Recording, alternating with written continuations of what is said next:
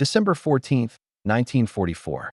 The sun was sinking over Leyte, bleeding red light across the Pacific sky. Smoke drifted over the shattered palm trees. In the ruins of a sugar plantation turned battlefield, Japanese troops were being hunted through the jungle by advancing Americans. The air stank of gunpowder and rot.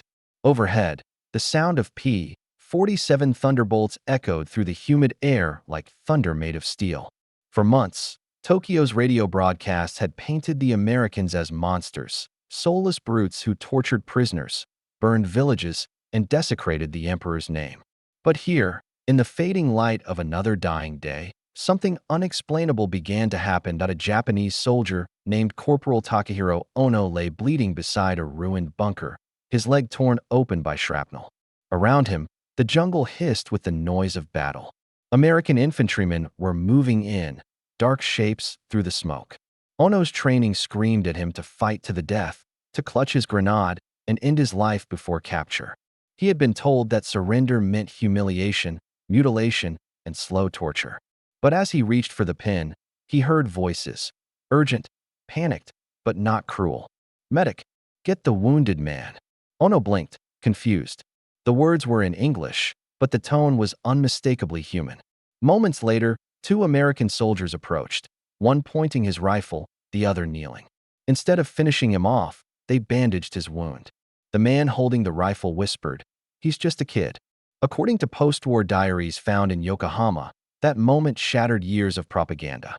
The enemy was not a monster. The enemy was saving his life. The Pacific War was a furnace of hate, stoked by propaganda on both sides. In Tokyo, government censors filled newspapers with stories of American barbarity, of supposed massacres, of soldiers who mocked the dead. Posters showed grotesque caricatures, towering, fanged Americans crushing helpless Asian civilians under their boots. In the Imperial Army's indoctrination sessions, recruits were told they were the last guardians of civilization against Anglo-Saxon beasts. One document from the Home Ministry's Information Bureau described Americans as a subhuman, obsessed with greed, and incapable of honor. The goal was simple: to strip away empathy, to make resistance absolute. It worked, at least for a while. When U.S. Marines stormed Tarawa in November 1943, most Japanese defenders fought to the death. Out of nearly 4,800 troops, only 17 were taken alive. On Saipan, the Imperial garrison encouraged civilians to jump from cliffs rather than be captured. Japanese soldiers shot their own wounded before surrendering. All of it stemmed from fear, the terror of falling into the hands of men they'd been told were devils in human skin. But propaganda had its limits, and the Pacific was merciless in exposing truth. As the war dragged into late 1944, scattered reports began reaching Tokyo of something extraordinary: captured soldiers who were alive, prisoners of war writing letters home. Some were even treated by American doctors. These accounts were dismissed as Allied lies. But among frontline troops, whispers spread. A pilot named Lieutenant Sato, captured over New Guinea, wrote after the war that he was stunned to be given water and morphine instead of execution. "The enemy I met," he wrote, "did not match the one I had been shown in films." For the Americans, the sight of Japanese soldiers choosing death over surrender was equally shocking. Many could not understand the psychology that drove men to suicide rather than captivity. In official briefings, officers were warned that surrendering Japanese might feign injury to ambush rescuers. Yet, in countless instances, ordinary GIs ignored those warnings. On Biak Island, an infantry sergeant dragged a wounded Japanese machine gunner to safety under fire, insisting, "He's a soldier, same as us." Acts like that, unseen and unrecorded in newspapers, slowly unraveled the myths built by both sides. In the Philippines campaign, these moments multiplied. The war was turning, and American troops were now pushing deep into territory once thought untouchable.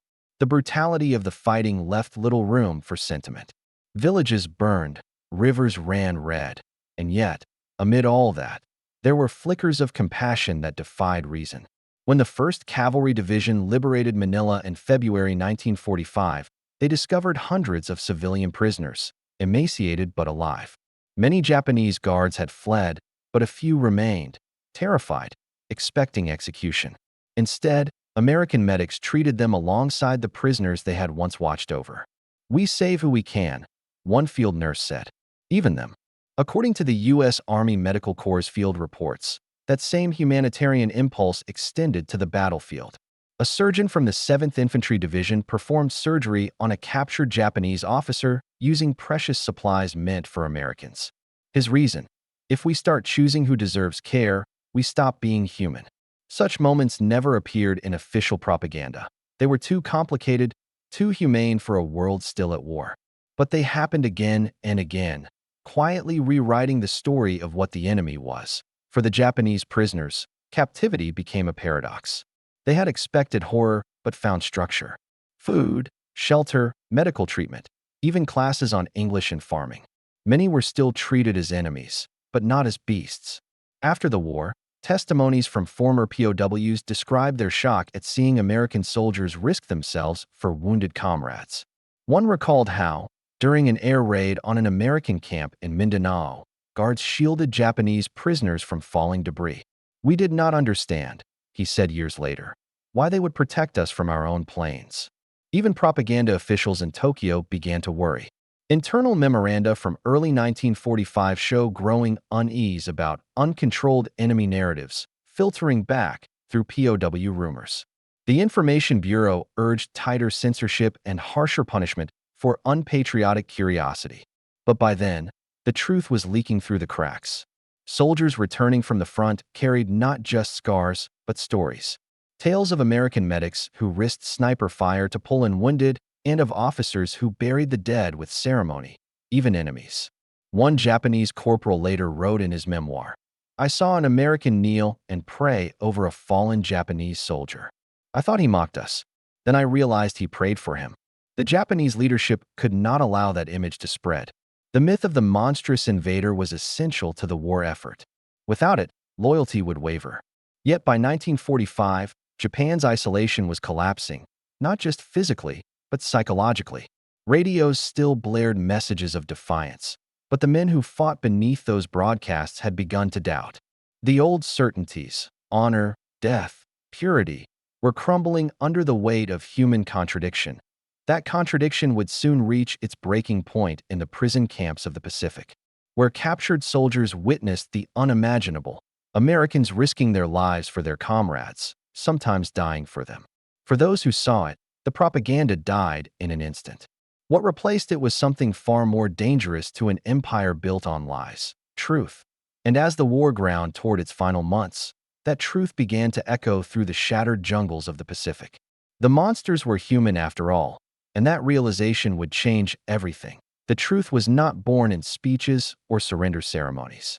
It emerged quietly, through actions, the kind no camera ever caught, the kind that lived only in memory. For Japanese prisoners of war, that truth was discovered in the unlikeliest of places: American field hospitals, jungle stockades, and prison camps built not for vengeance but for survival. Behind barbed wire and sandbags, a story unfolded that defied every image Japan's propaganda machine had ever painted. In early 1945, on the island of Leyte, a Japanese sergeant named Koji Nakatani regained consciousness inside a tent filled with the smell of iodine and blood. He expected interrogation, perhaps execution. Instead, an American medic leaned over him, holding a syringe. The medic's name was Private Thomas Weller, a farm boy from Kansas who had joined the 24th Infantry Division. He spoke no Japanese, but his voice carried something universal, a tone that meant, "You're going to live." Weller treated Nakatani's wounds for 3 days, even giving up part of his own morphine ration.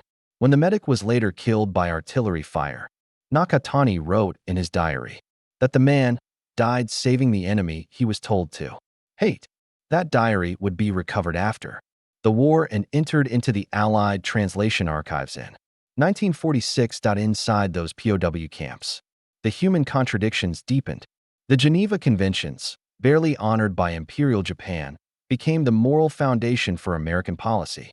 According to U.S. Army Field Manual 27-10, prisoners must receive medical care equal to that of the detaining power's own troops. The rule was not always met perfectly, but it existed, and it mattered. The Japanese prisoners soon realized that their captors operated under rules of conscience, not chaos. American engineers even designed special wooden sleeping platforms to prevent tropical disease in camps in New Guinea. These details were recorded in the Bureau of Medicine and Surgery's 1945 field reports, small notes in the machinery of mercy. Technically, the Americans had the means to be brutal. They controlled food, water, light, and even time. But restraint became their weapon of morality.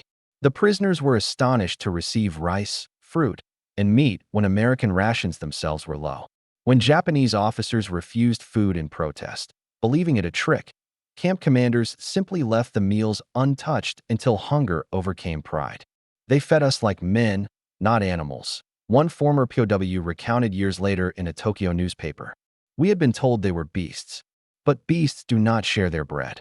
Meanwhile, American soldiers on the front lines were living out that same moral paradox under fire. During the Battle of Okinawa, an event on May 11, 1945, became legendary among those who saw it.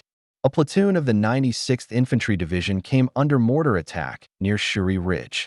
Among them was Corporal James Whitaker, who noticed a Japanese conscript crawling wounded in the open. Whitaker ran out from cover, dragging the man back toward a shell crater as bullets snapped through the grass. He was struck twice in the shoulder but refused to stop until both were safe. After the battle, fellow soldiers asked why he risked his life for an enemy. Whitaker reportedly replied, "He wasn't an enemy when he was bleeding." His words would later appear anonymized. In a 1946 psychological study of soldier behavior published by the U.S. Army War College, stories like Whitaker's reached even those imprisoned far from the front. At Camp McCoy in Wisconsin, where hundreds of Japanese POWs were held, guards and prisoners slowly formed bonds through routine and shared exhaustion. American officers arranged lectures, language lessons, and even baseball games. At first, many Japanese refused to participate, convinced the activities were propaganda. Yet as months passed, barriers broke. A former Japanese naval officer later admitted that learning the game of baseball from his captors changed him more than any lecture could. "When I played," he wrote, "they laughed when I missed, but not cruelly. It was the first time in years I felt human again." Japanese POW Memoirs Collection, 1953. What made these acts so powerful was their defiance of both propaganda systems. American soldiers had also been fed myths that Japanese soldiers were fanatics, incapable of mercy. Those myths died the same way the Japanese ones did, slowly, painfully, through first-hand experience. On Peleliu, Private Henry Dorsey remembered finding a wounded Japanese sniper clinging to life in a shell hole. The man's legs were gone. Dorsey gave him water. The sniper whispered, "Thank you," before dying. Dorsey would later say that moment changed his understanding of the entire war. "He was just a man dying far from home," he said. Same as we would have been. Technology, strangely enough, helped bridge that humanity. American field radios, designed by Motorola and RCA, were sometimes used to relay medical requests from captured Japanese areas. Engineers modified transmitters so medics could coordinate prisoner evacuations. It was a quiet use of innovation, one that saved lives instead of taking them. In the Pacific jungle, radar, radio, and code breaking had decided battles. But now, the same science was preserving remnants of humanity. Signal Corps Operations Record, 1945. Still, compassion did not erase cruelty. There were executions, mistakes, and moments when vengeance prevailed. War dehumanized everyone it touched. Yet what stood out, what endured, were the moments when men resisted that gravity. During the rescue of Allied POWs from Cabanatuan in the Philippines, American Rangers stumbled upon wounded Japanese stragglers. They treated them alongside liberated prisoners. Colonel Henry Mucci, who led the raid, later told reporters, "We're soldiers, not butchers." That line was quoted widely in American newspapers, but it was Japanese interpreters who carried its meaning home, word by word. To a population drowning in propaganda. By mid-1945, the contradiction had spread too far to contain. Interrogations of captured soldiers revealed an awakening disbelief in Tokyo's lies. "We were told the Americans tortured us," one said, "but when I was captured, they gave me medicine." Interpreters noted a recurring phrase among POWs. They are not as we were told. The Imperial Army tried to silence such voices. Some soldiers who returned from captivity were ostracized, branded as corrupted by the enemy's kindness. Yet privately, families listened. They began to ask questions their leaders could not answer. As the war's end drew near, American compassion and Japanese perception intersected in the most unlikely scenes. In August 1945, aboard a U.S. hospital ship near Okinawa, American nurses tended to both Allied and Japanese wounded side by side. One nurse, Lieutenant Clara Morrison, wrote in her log, "It was hard to tell the difference once the bandages covered their faces. Pain doesn't have a flag." Her words echoed long after the guns fell silent. When Japan finally surrendered, thousands of POWs were repatriated, carrying with them a story the imperial government had never wanted told, that the enemy they'd been taught to fear had treated them with a dignity their own warlords often denied. For some, it was a revelation that reshaped their view of the world. For others, it was unbearable shame. Yet either way, the myth of the American monster was dead, but buried beneath that truth was a deeper question. Why had those American soldiers, exhausted, wounded, and hardened by years of war, chosen mercy when hate was easier?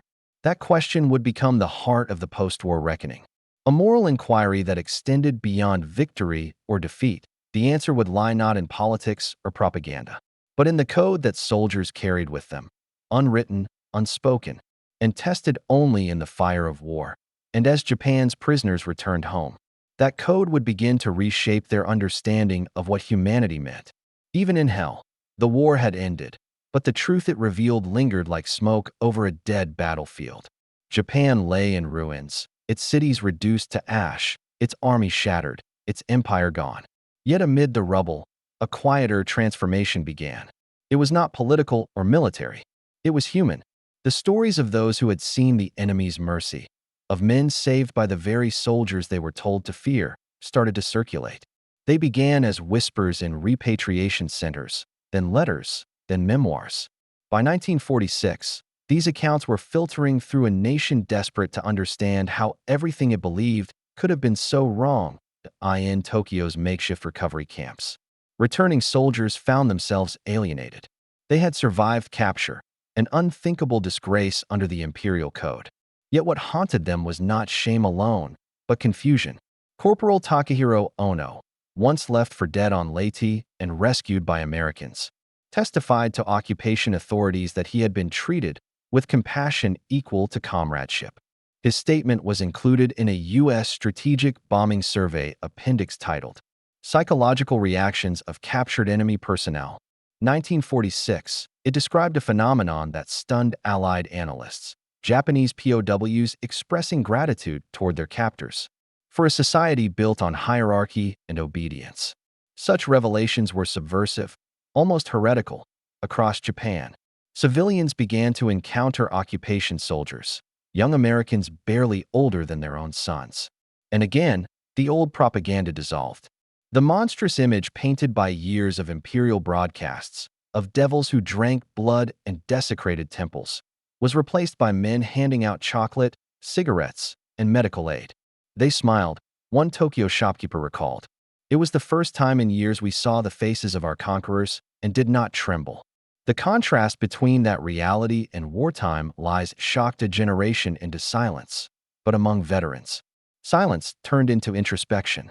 A former sergeant, Koji Nakatani, the same man whose life had been saved by an American medic on Leyte, became one of the first to speak publicly. In 1948, he published a memoir titled Through the Eyes of the Enemy. It sold modestly, but circulated widely among students. Nakatani wrote that mercy had been more powerful than any weapon he'd faced. The empire fell, he wrote, because it fought ghosts of its own making. The enemy we feared never existed.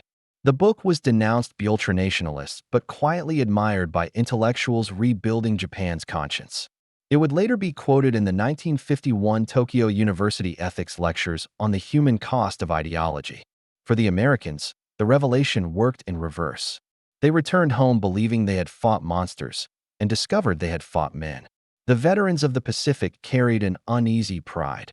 They had done their duty, yes, but they had also learned something deeper.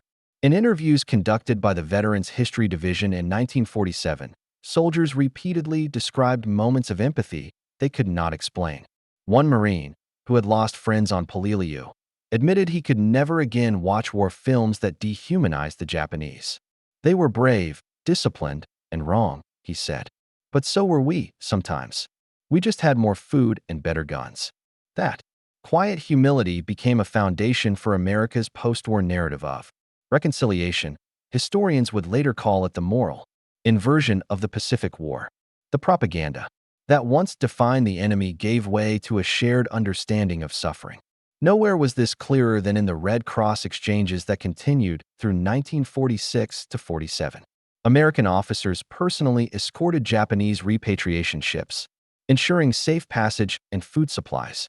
Photographs taken aboard the hospital ship USS Benevolence show American nurses tending to Japanese amputees while their own patients slept in the next ward. The official report simply noted, "No distinction in treatment observed." For the Japanese photographers on board, that image was almost incomprehensible.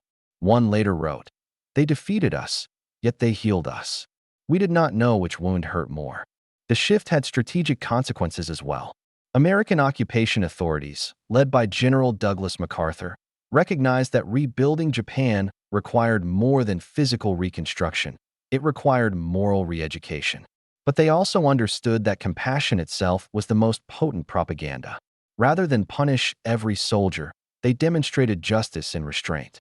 War crimes trials targeted leaders, not ordinary men. Food aid programs fed civilians before factories. Textbooks replaced hatred with humanism. For the first time in its modern history, Japan was being taught that mercy could be strength. MacArthur's political advisor, George Atchison, wrote in a 1947 memorandum, "What Japan's soldiers learned from our medics will accomplish more than any military tribunal." Former POWs became inadvertent ambassadors of that transformation. Men like Ono, Sato, and Nakatani spoke in schools about what they had witnessed, the Americans who risked their lives for comrades, the medics who treated enemies with equal care, and the guards who offered respect instead of rage. Their testimonies created a quiet moral bridge between two nations that had annihilated each other's cities. In the following decade, several of those men would visit the United States as part of cultural exchange programs. At one such event in 1954, an elderly Japanese veteran met the family of an American soldier who had died saving him. He bowed deeply, tears streaming down his face, and said only, "He was my enemy, and he made me human." Psychologically, the consequences of those wartime acts rippled for generations. The U.S. Army Psychiatric Division's post-conflict morale study found that American soldiers who had shown compassion toward enemy wounded reported fewer post-war trauma symptoms. Empathy, it seemed, had shielded them from despair. Mercy became a survival instinct, the study concluded. The same principle appeared on the Japanese side. Captured soldiers who experienced humane treatment were less likely to embrace extremism after the war. Human kindness, even between enemies, had measurable power in cultural memory. These transformations took decades to surface. Japan's post-war cinema began revisiting the myths of the Pacific. Directors like Masaki Kobayashi and Kon Ichikawa portrayed soldiers confronting their own indoctrination. In The Human Condition and Fires on the Plain, protagonists discover that compassion, not conquest, defines humanity. Each film drew quietly from testimonies of real soldiers who had seen Americans risk their lives for comrades and for enemies. The monstrous invader had become the mirror in which Japan saw its own reflection. Meanwhile, in America, veterans organizations began inviting former Japanese soldiers to reunions. The first took place in Hawaii in 1965, where men who once fought on opposite sides of the Pacific shared dinner in silence. A photograph from that night shows a Japanese officer and an American Marine clasping hands across a table. The caption in Life magazine read, "Enemies once, men now." The legacy of that revelation stretched beyond memory. It reshaped military ethics itself. The Geneva Conventions of 1949 expanded partly in response to lessons drawn from the Pacific. American legal officers cited first-hand experiences where humanity had proven strategically effective. The argument was simple: Mercy sustains morale. The enemy, treated well today, becomes the ally of tomorrow. In later conflicts, from Korea to Iraq, that idea remained embedded in training manuals. Few soldiers reading them realized the origins traced back to a blood-soaked jungle where propaganda met reality. And through all of it, one truth endured. The imperial government had tried to build obedience through fear, painting mercy as weakness. The Americans, for all their flaws, proved the opposite, that mercy was an act of power. It preserved sanity in madness, order in chaos, and humanity amid annihilation. It was the difference between victory and vengeance as the years passed and the veterans aged. The myth of the monster faded into history books. In its place remained a more complex, haunting memory that in the darkest chapters of war, compassion had not vanished, it had survived. And because it survived, so did a part of civilization itself. When asked decades later what he learned from his time in captivity, Koji Nakatani answered simply, "I learned that humanity can live even in war." His interviewer pressed him to elaborate. He smiled faintly and said, "If mercy could exist there, it can exist anywhere." Perhaps that is the final truth of the Pacific War, not just that hatred consumes, but that compassion endures. In modern warfare, technology may decide who wins, but only humanity decides what survives. And in those jungles, where propaganda once screamed of monsters, men discovered something far more enduring, that even in hell, kindness still draws breath.